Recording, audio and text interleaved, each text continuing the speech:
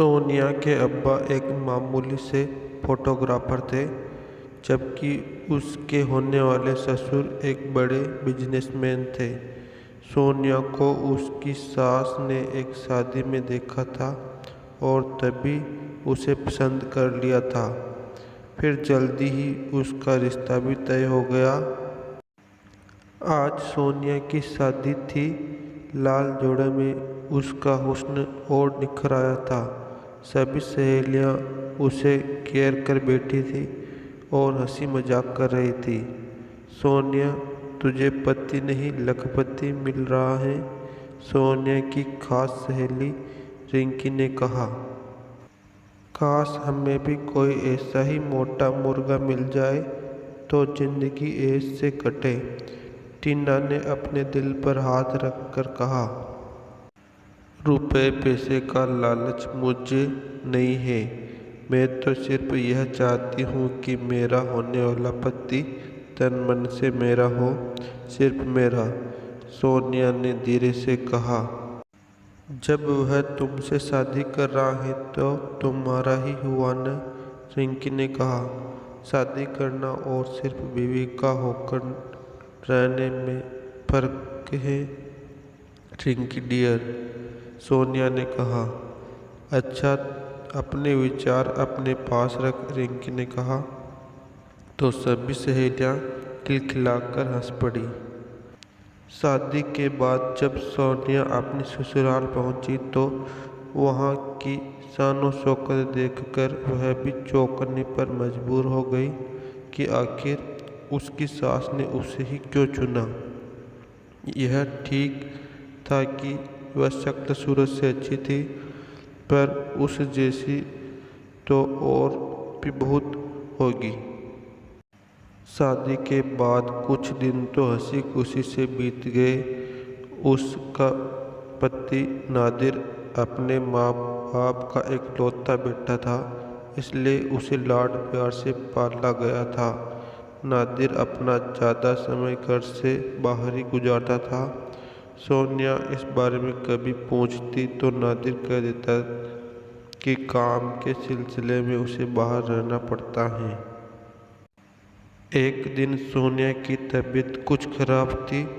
उसने नादिर से कहा कि वह उसे डॉक्टर के पास लाए, तो नादिर ने कहा कि वह अकेले चले जाए क्योंकि उसे कुछ ज़रूरी काम है। सोनिया डॉक्टर को दिखाने चली गई। रास्ते में अचानक सोनिया ने एक सिनेमा हॉल के पास नादिर को एक लड़की के साथ घूमते देखा। वह वहाँ का नज़ारा देखकर सब कुछ समझ गई। सोनिया की हालत अजीब हो गई। किसी तरह वह घर वापस आई। शाम को जब नादिर आया तो सोनिया ने पूछा, आज आप कहाँ थे? मैं काम के सिलसिले में बाहर गया था, नादिर ने साफ झूठ बोला। मैंने अपनी आँखों से आपको एक लड़की के साथ घूमते देखा था, सोनिया बोली। ओह, तुमने देख लिया, नादिर ने लापरवाही से कहा। कौन थी वह? सोनिया ने पूछा। किस किस के नाम पूछोगी? मैं बाहर क्या करता हूँ, इससे तुम्हें क्या लेना? तुम्हें बीवी का हक तो मिल रहा है ना, नादिर ने कहा। तुम्हारे इस रूप के बारे में मैं सोच भी नहीं सकती, सोनिया ने कहा। जैसे तुम दूध की दूली हो।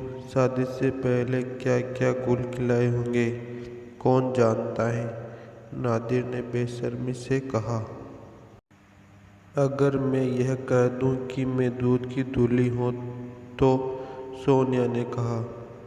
इसका क्या सबूत है तुम्हारे पास, नादिर ने पूछा। सोनिया ने नादिर के सवाल पर जवाब नहीं दिया। उसने तय किया कि वह अपने सास ससुर को नादिर की हरकतों के बारे में सब कुछ बताएगी।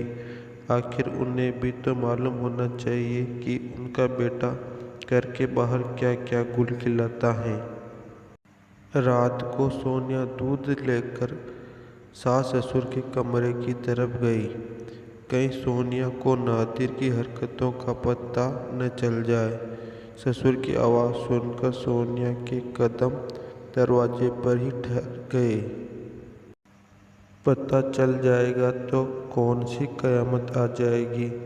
आखिर हम एक गरीब घर की लड़की इसलिए तो लाए हैं, उसे अपनी जबान बंद रखनी होगी।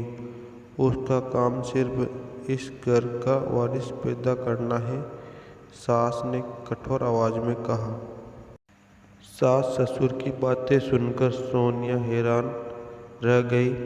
उसने सपने में भी नहीं सोचा था कि इतने ऊंचे घराने के लोगों के ख्याल इतने नीचे होंगे। उसकी सेवा, त्याग और प्यार का उनकी नज़रों में कोई मोल नहीं था। ऊपर से वह शांत थी, लेकिन उसके दिलो दिमाग में एक तूफान मचा था। मैं भी दिखाकर रहूंगी कि मैं क्या कर सकती हूँ, सोनिया ने मन ही मन सोचा। धीरे धीरे समय गुजरने लगा। इस बीच सोनिया कई बार अपने मायके भी गई, लेकिन उसने अपने माँ बाप से कुछ नहीं कहा। सोनिया माँ बनने वाली है, यह मालूम होते ही पूरे घर में खुशी छा गई। गोद भराई की रस्म के लिए लोगों को बुलाया गया। सोनिया कीमती जोड़े और जेवरों से लदी बैठी थी। गोद भराई की रस्म के बाद सास ने सोनिया की बल्लाई ली और उसे गले लगाया। बहुत जल्द तू इस घर को वारिस देने वाली है। मेरे बेटे का चिराग इस घर को रोशन करेगा।